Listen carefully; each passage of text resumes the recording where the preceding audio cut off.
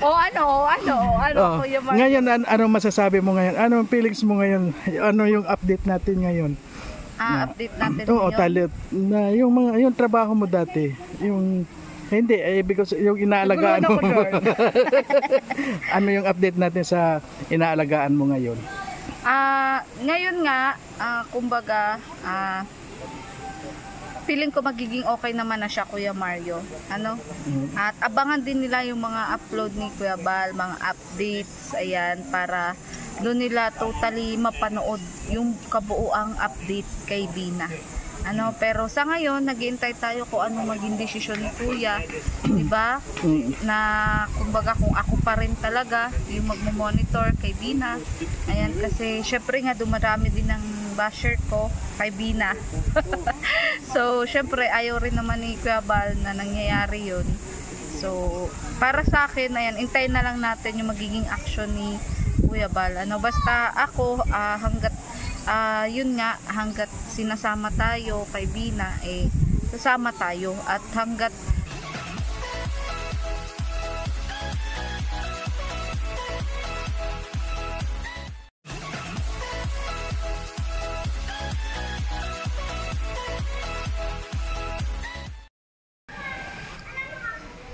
Ano mga kalingap, magandang hapon po, magandang umaga, magandang gabi. Saan man ho kayo naroroon, ay kumusta na ho kayo sa araw na ito o sa oras na ito. At kung bago pa lang ho kayo sa aking channel, please subscribe po, Marius Vlog. At siyempre, wag ho natin kalimutan, Kuya Bal Santos Matubang, Ate Edna Vlog at Kalingap Rab at ang iyo pong lingkod. So ngayon ho mga kalingap, nandito ho tayo sa bayan ng Bungalon. Dito, first time ko marating ito, at kung nakikita nyo ho itong nasa likod ko na napakalaking baliti ho, yun ho, first time natin ditong pumunta at may pupuntahan ho dito. Siyempre po pag-i-scout at pagbigay pa rin ho ng tulong. Pala, huwag niyong kalimutan na suportahan ang channel ni Tito Mandy Official, bagong channel pa lang ho niya. So ngayon ho mga kalingap, meron lang ho akong i-update sa inyo tungkol kay Bina. At siyempre ho, nakausap natin si yung nag-aalaga sa kanya na si Maria Ligaya. So kukuha lang tayo ng impormasyon para kay Maria Ligaya.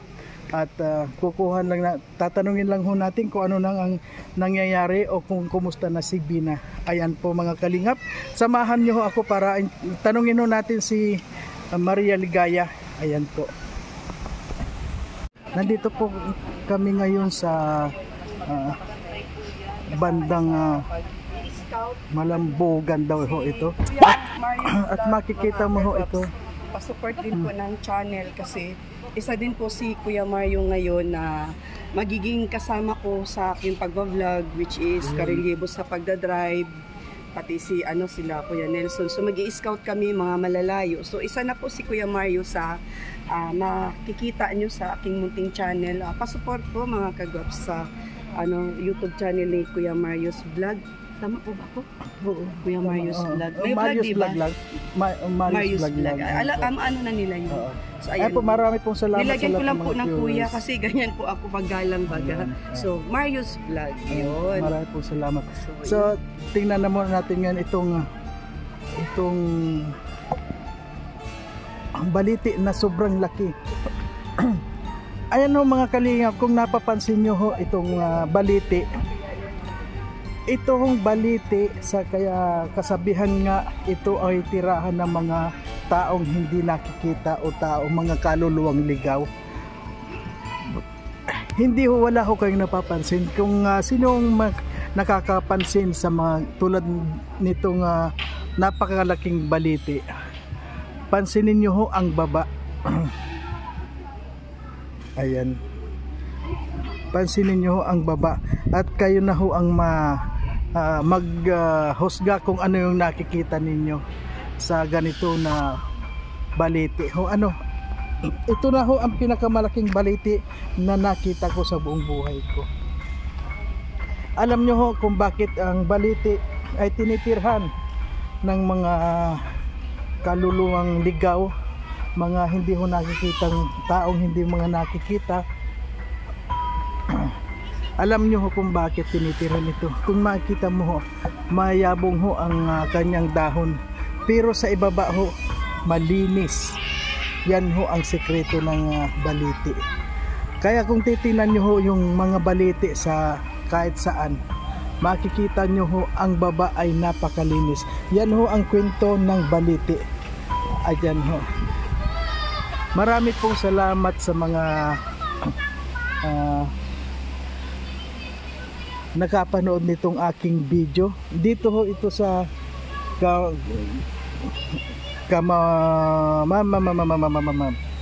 ano nga ang kwento lugar to? Anong kwan nga ito? Anong lugar to? Ayan, ito po pala ay bayan ng Mambungalon. Ayan, kaya ho ang mga tao dito halos ho lahat ng mga walang ngipin. What? Ayan. At kasama ko ho ngayon si Maria Ligaya. Ayan, anong ayan po si Maria Ligaya. Palagi ho siyang maligaya sa ngayon. Yes. Ano yung masasabi? Ching ching.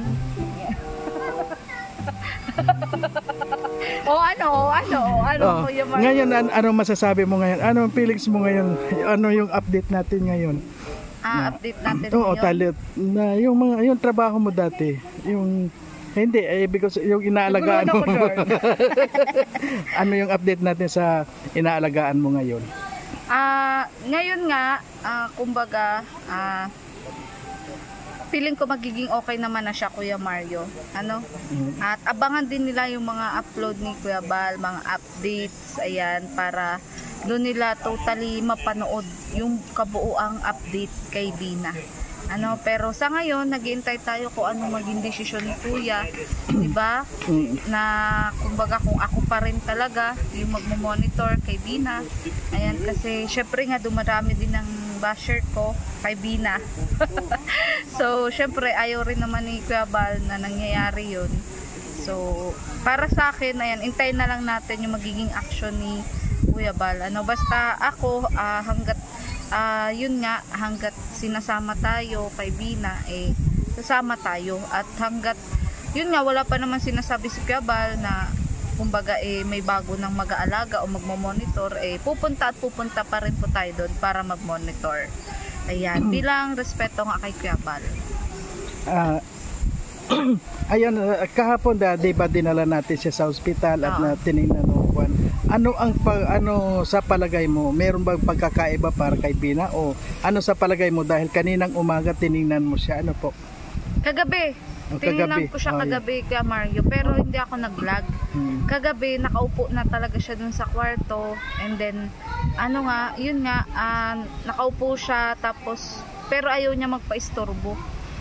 Tapos tinanong ko siya, sabi ko, Bina, kilala mo pa ba ako? Sabi niya, oo daw, kilala niya pa ako. Pero ayaw niya magpa-istorbo kasi nga, kumakain daw siya, tapos magbibis daw siya. So, syempre, ayoko naman din i-trigger agad siya na kumustahin kasi, kumbaga, parang gusto niya pa rin ng privacy. Kaya, umalis din ako agad. Pero, yun nga, nabanggit ko din kay Kuya na okay na si Bina.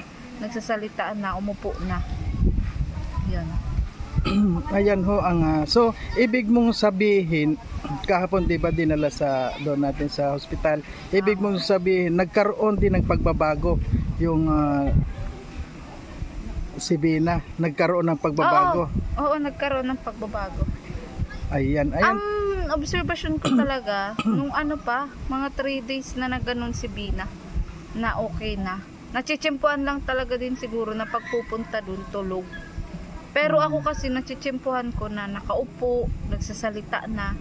Pero yun nga, kumbaga hindi ko nga rin talaga pwedeng basta kamerahan ng kamerahan, i-vlog ng i-vlog. Kasi yun, syempre nadadatnan ko, nakabra lang. Tapos syempre magpapalit daw siya ng damit. So kumbaga ako silip-silip lang.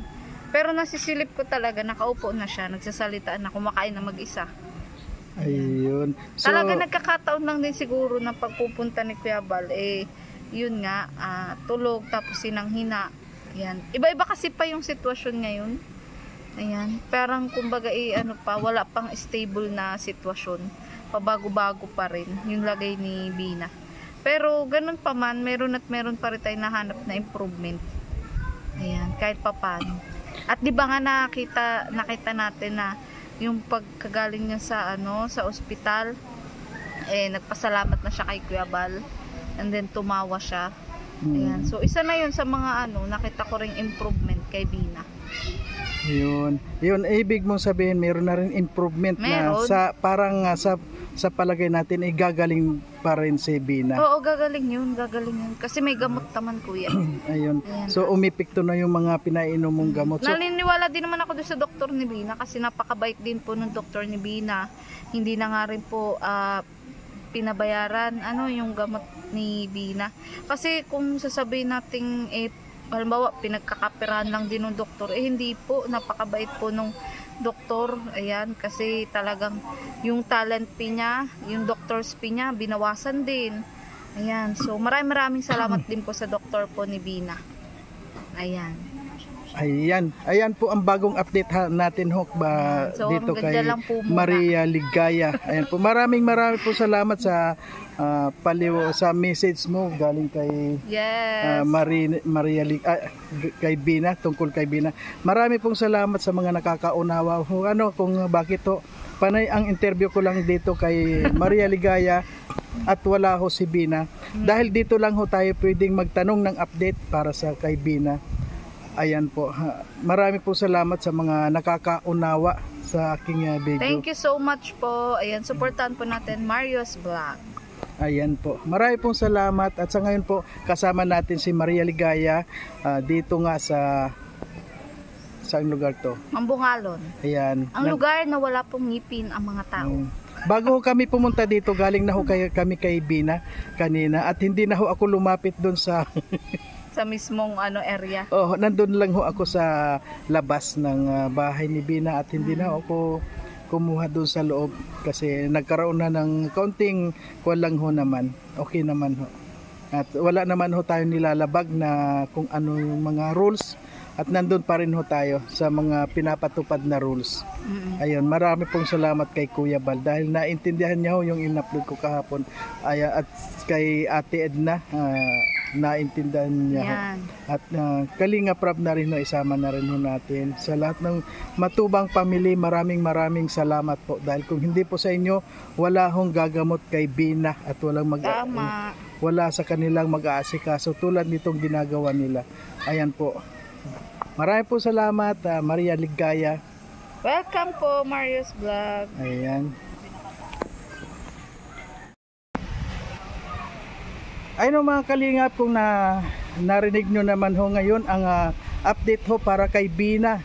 At yun sabi kung narinig ninyo yung sinabi ni Maria Ligaya tungkol kay Bina, ay medyo nagbabago na rin ang kanyang pakiramdam. Na kung ibig kong sabihin, meron na rin improvement yung ginagawa nila Kuya Bal na pagtulong at yung pagdala nila sa doktor, nagkakaroon na rin ng improvement. Kaya ayun lang ang masasabi ko mga kalingap, mga kaibigan, yan ang ma-update natin. At siya nga pala, wag natin kalimutan na suportahan ang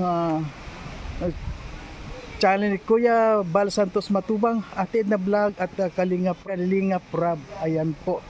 At ang inyo pong lingkod, Mario's Vlog. Sana wag natin kalimutang suportahan dahil para marami pa tayong mga matulungan na mahihirap. Ayan po.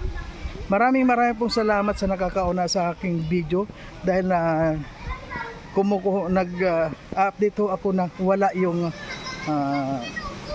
wala yung person na binabalita natin. Kaya nga marami pong salamat. Sana maunawaan ninyo. Ayan po.